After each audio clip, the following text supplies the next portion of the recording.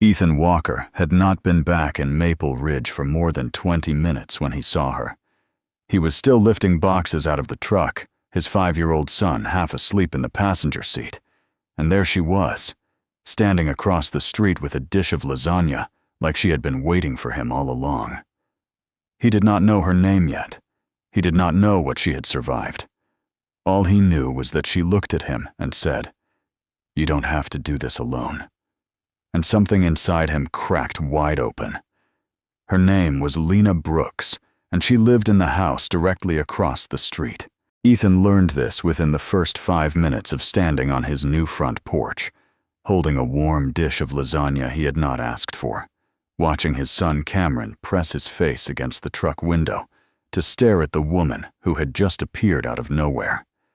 She told him her name the way people in small towns do, casually, like it was something he should have already known. Then she pointed to the house behind her and said she had lived there for 6 years, that she worked as a therapist at the clinic on Pine Street, and that the previous owner of Ethan's house had been a quiet old man who kept to himself. Ethan thanked her and carried the lasagna inside. The house smelled like dust and something faintly sour, like old wood left too long without air. The walls had cracks running through the plaster, and the kitchen faucet dripped a slow, steady rhythm that echoed through the empty rooms. Cameron stood in the hallway clutching a stuffed bear, looking up at his father with the kind of trust that made Ethan's chest tighten. The boy had never had a permanent home. They had bounced between a base apartment, then his ex-wife's mother's place during the divorce, then a motel outside Albany for 3 weeks while Ethan scraped together enough money to close on this house. Cameron was 5 years old, and this was the first time he would have his own bedroom. Ethan had served 2 tours overseas before coming back to a marriage that no longer recognized him. His wife, ex-wife now, had told him plainly that the man who came home was not the man she married. She was not wrong. He had lost weight, lost sleep, lost the ability to sit in a quiet room without scanning every doorway. The divorce finalized 7 months before the move, and by then Ethan had already stopped fighting for anything except custody. He got shared custody every other weekend and holidays, which felt like losing even when the judge called it fair. Maple Ridge was the town where he had grown up, the only place he could afford on a veteran's pension while he looked for steady work. Coming back here felt less like a homecoming and more like a retreat. The first week was all labor. Ethan patched the porch railing. He replaced the leaking faucet. He painted Cameron's room a pale blue because the boy had asked for sky color. Every evening, he sat on the front steps after Cameron fell asleep, staring at the street and wondering if he had made the right call. And every evening, Lena's kitchen light was on across the road, a warm square of yellow in the dark. She waved once from her window. He lifted his hand back. That was all. But Lena did not stop at lasagna. On the 3rd morning, she appeared at his door with 2 cups of coffee and a name. Ruth, the woman who ran the farmer's market on Saturdays, and told Ethan that if he needed fresh produce on a budget, Ruth gave discounts to veterans. Ethan had not told Lena he was a veteran. She must have heard it somewhere, from someone, because that was how Maple Ridge worked. Everyone knew everything before you had a chance to say it yourself. By the end of the 2nd week, Lena had introduced him to half the town, without making it feel like charity. She brought him to the diner on Main Street, where a man named Doug gave Cameron free pancakes and called him Little Soldier. She mentioned that the hardware store on Oak Avenue had a weekend discount, and that the owner, Pete, was looking for part-time help. She told Ethan about the community board at the library, where people posted odd jobs, fence repairs, lawn work, furniture assembly, things a man with military training and strong hands could do easily. Every suggestion was delivered the same way. Matter of fact. No pity. No performance. What unsettled Ethan was not the help itself, but the way Lena looked at him when she offered it. She did not look at him like he was broken. She did not look at him like a project. She looked at him like she understood something about starting over that most people only pretended to understand. There was a steadiness in her that felt earned, not inherited, like she had built it from scratch after something had knocked it down. He noticed small things, the way she sometimes glanced at her phone and then set it face down on the table, quickly, as if the screen had shown her something she did not want to see. The way she always locked her front door twice before stepping off the porch. He filed these details away without asking about them. Cameron took to Lena faster than Ethan expected. The boy was shy with most adults, often hiding behind Ethan's leg when strangers spoke to him. But with Lena, something was different. She crouched down to his level when she talked to him. She asked him questions about his stuffed bear, its name, its favorite food, whether it snored at night, and listened to his answers with the kind of seriousness that children recognize as real. One afternoon, Cameron drew a picture of 3 stick figures standing in front of a blue house. He pointed to the tallest one and said, "That's Dad." Then the medium one, "That's Lena." Then the smallest, "That's me." Ethan stared at the picture for a long time after Cameron went to bed that night. A month in, and Ethan could no longer pretend this was just neighborly kindness. He and Lena had fallen into a rhythm that felt too deliberate to be accidental. She helped him sand the kitchen cabinets on a Saturday morning. He fixed the loose step on her back porch that Sunday. They drove together to pick Cameron up from his first day of kindergarten orientation. And when the boy ran out of the building holding a crayon drawing of a fire truck, he showed it to both of them equally, as if they were a unit. At the farmer's market the following weekend, Ruth looked at the 3 of them and smiled in a way that said she had already made up her mind about what this was. Ethan felt it. He felt it when Lena brushed past him in the narrow hallway of his house and her shoulder touched his arm. He felt it when she laughed at something Cameron said and looked at Ethan to share the moment, her eyes catching his for half a second longer than necessary. He felt it like a low hum beneath every interaction, growing louder each day. And it terrified him, because the last time he had let himself feel this way about someone, it had ended in paperwork and silence and a 5-year-old asking why Daddy lived in a different house now.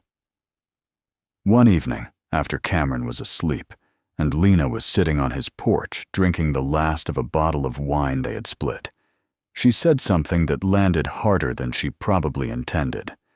She told him she could see him pulling back, that every time they got close to something honest, he found a reason to stand up, check on Cameron, change the subject. Ethan stared at the dark street ahead and said nothing for a while. Then he told her the truth. He said he did not trust himself to do this right, that his track record with people who mattered was not good, that Cameron was the only thing he could not afford to get wrong, and everything else, including whatever was building between them, felt like a risk he had no right to take. Lena set her glass down on the porch railing. She looked at him directly and said that she was not asking him for a guarantee. She was asking him whether he was willing to try. Not perfectly, not fearlessly, just honestly. Ethan sat with the question like it weighed something physical. He thought about the house behind him, half repaired and full of boxes he still had not unpacked. He thought about Cameron's drawing of 3 stick figures. He thought about the way Lena locked her door twice every night, as if she too knew what it felt like to not be safe. And before he could overthink it, before the old machinery of doubt could kick in and shut him down, he said yes. Saying yes turned out to be the easy part. Living inside that yes was something else entirely. In the days that followed, Ethan found himself doing something he recognized from the military, scanning for threats. Not physical ones this time, but emotional. He watched for the moment Lena would see him clearly and decide he was not worth the trouble. He watched for the moment Cameron would get too attached and then get hurt. He watched for the moment the town would start talking, and he knew it was only a matter of time, because Maple Ridge did not let anything stay private for long. It started at the diner. Doug refilled Ethan's coffee one morning and asked casually whether Lena was the one helping him settle in. The way he said it carried a weight that had nothing to do with coffee. At the hardware store, Pete mentioned that Lena was a good woman and that she deserved someone steady. The implication sat between them like a stone on the counter. Even Ruth at the farmer's market tilted her head one Saturday and told Ethan he looked happier than the first time she had met him, then glanced at Lena with a smile that made the observation feel like a verdict. Nobody said anything cruel. Nobody needed to.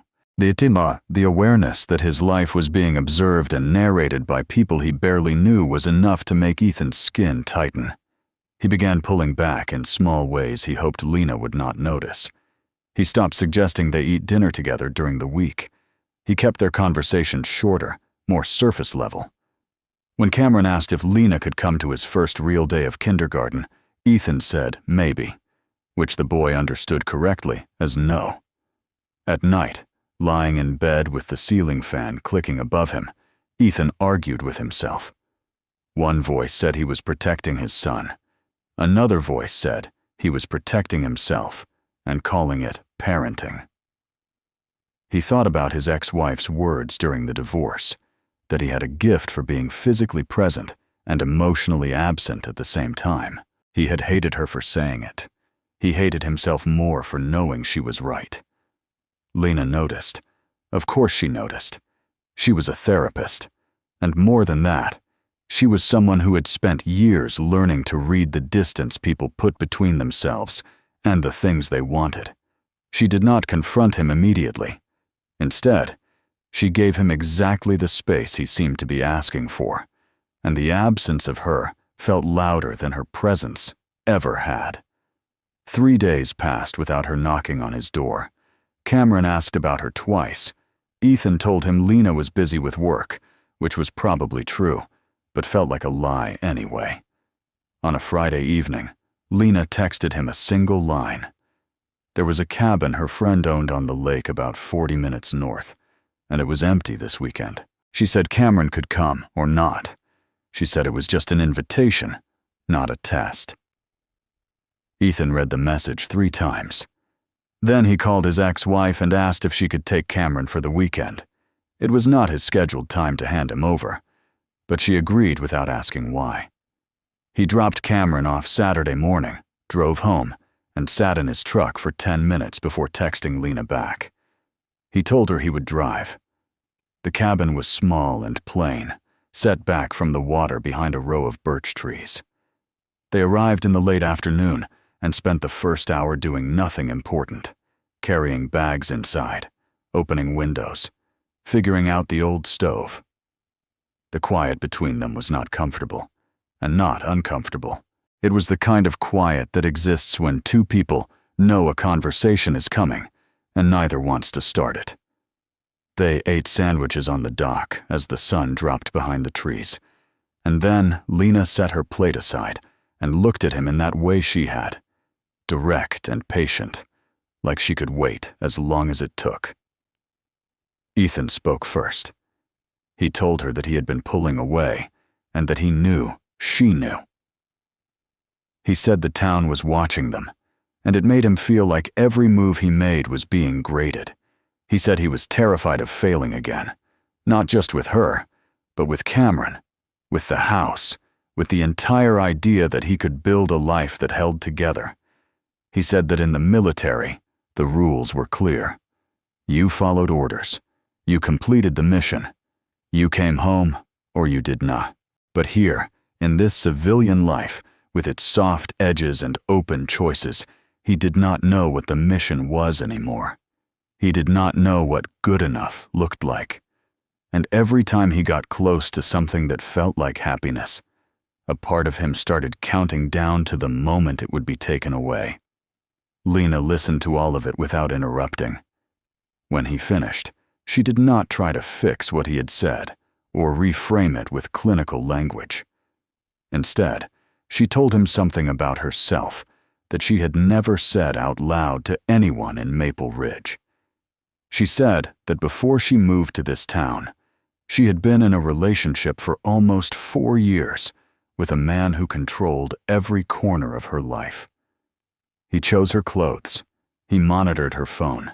He convinced her, slowly and methodically, that she was too broken to survive without him. When she finally left, she drove 8 hours straight, with nothing but a bag in the back seat, and moved into the house across from where Ethan now lived. She rebuilt everything from the ground up: her career, her friendships, her ability to sleep through the night without checking the locks. And she told Ethan, clearly, that she did not do all of that to become someone's rest stop. She would not be the woman who helped a man heal just to watch him walk away once he felt better. The honesty of it hit Ethan like cold water. He understood what she was saying. She was not issuing a threat. She was naming the thing she could not survive again. And in that naming, she was asking him to decide, not with promises or grand gestures, but with the only currency that mattered between two people who had both been wrecked. She was asking him to show up, not perfectly, not without fear, just consistently, honestly, with both hands open. Ethan looked at the lake and then back at her. He told her he could not promise he would not make mistakes, but he could promise that he would not disappear, that when things got hard, he would stay in the room. Lena held his gaze for a long moment, and then she nodded. Once, like a contract had just been signed without paper. They came back from the cabin different, not louder, not more visible, but steadier. Lena started spending evenings at Ethan's house after Cameron went to bed. They cooked together. They argued over small things: how to organize the kitchen, whether the porch needed new boards or just sanding. And the arguments felt healthy, ordinary, like proof that this was real and not a performance. Cameron began asking for Lena at breakfast, and Ethan stopped flinching at the sound of it. For the first time since the divorce, the house on Maple Ridge felt like what he had wanted it to be. It felt like a home. Then Marcus showed up. It was a Tuesday evening, and Ethan was inside helping Cameron with a puzzle when he heard a car door slam across the street. He looked out the window and saw a black sedan parked in front of Lena's house, a tall man standing on her porch with his hands in his pockets. Lena opened the door, and even from across the road, Ethan could see her body change. Her shoulders pulled in, her posture shrank, as if something inside her was trying to take up less space. The man talked. Lena shook her head. The man kept talking. After a few minutes, Lena stepped back inside and closed the door, and the man stood on the porch a moment longer before returning to his car and driving away. Lena did not mention it that night. Ethan did not ask. But the next morning, he saw her through her kitchen window, sitting at the table with her phone in her hand, staring at it. The way she used to. Face down, then picked up, then face down again. He texted her and asked if she was okay. She replied with a single word: fine. He knew what that word meant coming from someone who used language for a living. It meant the opposite. 2 days later, Ethan received a phone call that added a second fracture to an already fragile week. A hospital system in Albany was offering him a full-time facilities maintenance position. Steady hours, benefits, a salary nearly double what he was piecing together from odd jobs around town. The HR representative said they needed an answer within 10 days. Ethan sat on his back porch with the phone in his hand and felt the ground shift beneath him. Albany was 3 hours away. Taking the job would mean pulling Cameron out of kindergarten, leaving the house he had just started to fix, and putting distance between himself and the only person who had made him believe that staying in one place was worth it. He told Lena about the offer that evening, and he watched her face carefully as he said it. She did not flinch. She did not cry. She asked him practical questions: what the salary was, what the hours looked like, whether the position included housing. And then she said something that stayed with him long after the conversation ended. She said she would not be the reason he turned down a better life for his son, and she would not be the reason he accepted a worse one. The decision had to be his, made for the right reasons, and she would respect whatever he chose. It was the most generous thing anyone had ever said to him, and it made the choice infinitely harder. Marcus came back on a Saturday afternoon. This time, Ethan was on his own porch when the black sedan pulled up. This time, he watched everything. Marcus got out of the car with the slow confidence of a man who believed he still owned something in that house. He knocked on Lena's door, and when she opened it, he did not wait for an invitation. He stepped forward, close enough that Lena had to step back, and Ethan saw him reach for her hand. Not aggressively, gently, almost tenderly, which made it worse, because Ethan recognized the gesture for what it was. It was possession dressed as affection. Lena pulled her hand away, but Marcus kept talking, kept leaning in, kept occupying space that was not his. Ethan's body responded before his mind could catch up. He was off the porch and halfway across the street before he registered that he was moving. Every instinct he had built in 2 combat tours was firing at once. Protect, intervene, neutralize the threat. But somewhere between his yard and hers, a different voice broke through. It was Lena's voice from the cabin, telling him that she had rebuilt her life by herself, that she had earned her own strength, that she did not need to be rescued. And he understood, in that frozen mid-stride moment, that if he stormed onto that porch and made this about himself, about his anger, his need to protect, his fear of losing her, he would be doing exactly what Marcus had always done. He would be making her smaller to make himself feel necessary. So he stopped. He stood at the edge of her yard, visible but not advancing, and he waited. Marcus noticed him. The man turned and looked at Ethan with an expression that was half amusement, half challenge.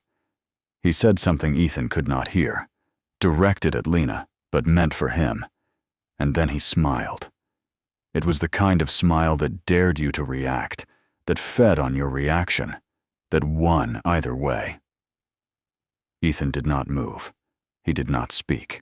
He stood there like a wall, present and immovable, and let Lena handle what was hers to handle. But later that night, after Marcus finally left, and Lena came across the street with red eyes and steady hands, Ethan felt the weight of everything pressing down at once. Marcus was not going away. The Albany job was ticking like a clock. Cameron had started asking why Daddy looked worried all the time, and the fragile thing Ethan and Lena had built together, this careful, honest, showing up everyday thing, suddenly felt like it could shatter from any direction. He sat on the floor of Cameron's room after the boy fell asleep, listening to his son breathe, and thought, this is the moment where everything either holds or it doesn't. And he did not know which one it would be. Marcus came back a third time. It was a Wednesday, late afternoon, and Cameron was at Ethan's ex-wife's place for the midweek visit they had recently agreed on. Ethan was in his garage sorting tools when the black sedan rolled down the street and stopped in front of Lena's house. This time, Marcus did not knock.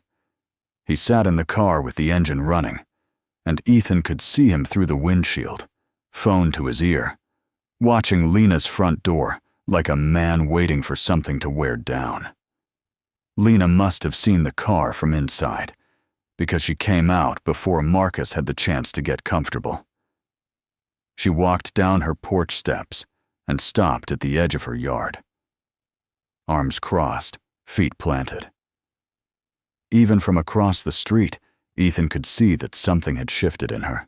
The woman who had shrunk in her doorway during Marcus's first visit was not the woman standing on the grass now. This version of Lena looked like someone who had spent the last few days remembering exactly who she had become after she left this man, and she was not willing to let him take any of it back. Marcus stepped out of the car slowly, smiling, talking before his second foot hit the pavement. Ethan could hear fragments, words like, "just want to talk," and "you're overreacting," and "I drove all this way." The language of a man who had learned that persistence could be disguised as devotion. Lena let him finish.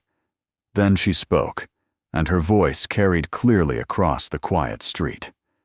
She told Marcus that if he came to her house again, she would call the police. She told him there was no conversation left to have. She told him that the woman he was looking for did not live here anymore and had not lived anywhere for a long time. Marcus's smile faded. He took a step forward, and Lena held up her phone, screen facing him, thumb hovering over the keypad, and said 3 numbers out loud. Marcus stopped. Ethan had crossed the street by then, not running, not charging, just walking with the kind of deliberate calm he had learned in places where panic could get people killed. He stopped beside Lena, not in front of her, not between her and Marcus, but next to her, and said nothing. He did not need to say anything. His presence was not a rescue. It was a statement.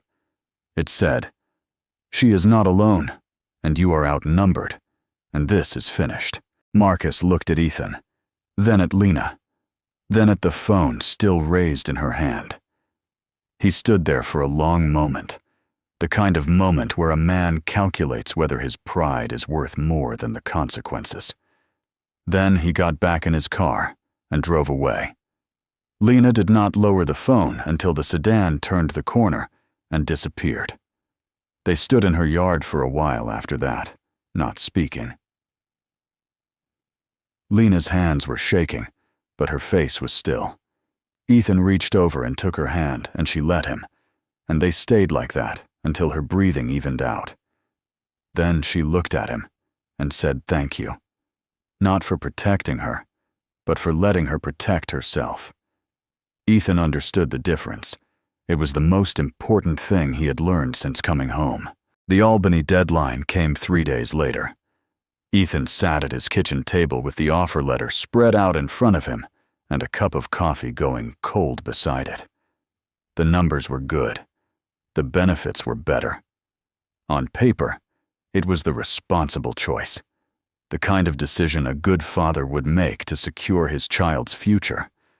But Ethan had spent enough time making decisions on paper to know that paper did not account for the things that actually held a life together. Albany meant pulling Cameron away from the first school he had ever liked, the first bedroom he had ever called his own, the first place where he had drawn a picture of his family and included someone outside of it. Albany meant 3 hours of distance from the woman who had taught Ethan that showing up was not a grand gesture, but a daily practice. And Albany meant running again, not from danger this time, but from the slow, unglamorous work of building something permanent in a place that knew his name. He called the HR representative that morning and turned down the offer. The woman on the phone sounded surprised and asked if he was sure. Ethan said he was. After he hung up, he sat with the silence for a few minutes, waiting for the regret to arrive. It did not come. Instead, what came was a clarity he had not felt since before the military, before the marriage, before everything that had taught him to distrust his own choices. He knew what he wanted. He wanted this house, this street, this town. He wanted Cameron's drawings on the refrigerator, and Lena's voice in the kitchen, and the sound of the screen door slamming shut on summer evenings. He wanted the small life, and for the first time, wanting something small did not feel like failure. The following week, he applied for a maintenance position at the regional hospital 20 minutes outside Maple Ridge. The pay was less than Albany, but more than the odd jobs, and the hours were steady. Early mornings, home by mid-afternoon. Weekends free. He got the call back within 5 days. When he told Lena, she did not say she was proud of him, or that he had made the right choice. She said she was glad, simply and honestly, and that was enough. Things moved forward in the way real things do, without ceremony, without a single defining moment, but through the accumulation of ordinary days that began to feel extraordinary, only in hindsight. Lena started leaving a toothbrush at Ethan's house, then a change of clothes, then a shelf of books in the living room. Cameron stopped treating her presence as a visit and started treating it as a fact. One morning, the boy came downstairs for breakfast, saw Lena making eggs at the stove, and sat down at the table without comment, as if this had always been his life. Ethan watched from the doorway and felt something unlock in his chest that he had not known was sealed. They argued sometimes, about money, about parenting, about whether Ethan was taking on too many extra shifts at the hospital. The arguments were not quiet or polite, but they were honest, and they always ended in the same place, sitting across from each other at the kitchen table, talking it through until the anger cooled and the understanding took its place. Lena once told him that conflict was not the enemy of a relationship. Avoidance was. Ethan believed her, because she lived it. By the time autumn settled over Maple Ridge, the house looked different. The cracks in the plaster were filled. The porch had new boards. Cameron's pale blue room now had a bookshelf Ethan had built himself, stocked with books Lena brought home from the library every Friday. The kitchen faucet that once dripped in the silence no longer made a sound, and in its place was the noise of something better, conversations and footsteps, and the clatter of plates being set for 3. Cameron's relationship with his mother steadied as well. Ethan had worked to make the transitions easier, packing the boy's bag without resentment, speaking about his ex-wife without bitterness, making sure Cameron understood that having 2 homes did not mean belonging to neither. It was not effortless. There were nights when Cameron came back quiet and withdrawn, and Ethan had to resist the urge to interrogate or fix. Instead, he did what Lena had taught him by example. He sat with his son. He let the boy talk when he was ready. He showed up without demanding anything in return. On a Sunday morning in late October, Ethan drove to the next town over and bought a ring. It was not expensive. It was a simple gold band with a small stone, chosen not for its size, but because the woman behind the counter at the antique shop said it had been part of a set that belonged to a couple married for 52 years. Ethan liked that. He liked the idea that the ring already knew how to last. He did not plan the proposal. He did not rehearse words or arrange a setting. It happened on a Thursday evening after dinner, while Lena was washing dishes and Cameron was drawing at the kitchen table. Ethan stood in the doorway watching them, Lena with her sleeves rolled up, Cameron humming a song he had learned at school, and he felt the fullness of it, the ordinary, irreplaceable weight of a life that was finally his. He walked over to Lena, took her wet hands in his, and asked her to marry him. She looked at him, then at Cameron, then back at Ethan, and said yes with the same steadiness she brought to everything. Not dramatic, not tearful, just certain. They married in the backyard on a Saturday in early December, when the air was cold enough to see your breath, but not cold enough to go inside. Ruth from the farmer's market brought flowers. Doug from the diner brought a cake he swore he had baked himself, though no one believed him. Pete from the hardware store stood in the back row and clapped louder than anyone. Cameron stood next to his father in a clip-on tie and held the ring on a small pillow, and when the moment came, he handed it over with the gravity of someone who understood, even at 5 years old, that this was important. Lena moved in officially that same week, though by then it was mostly a matter of carrying the last of her boxes across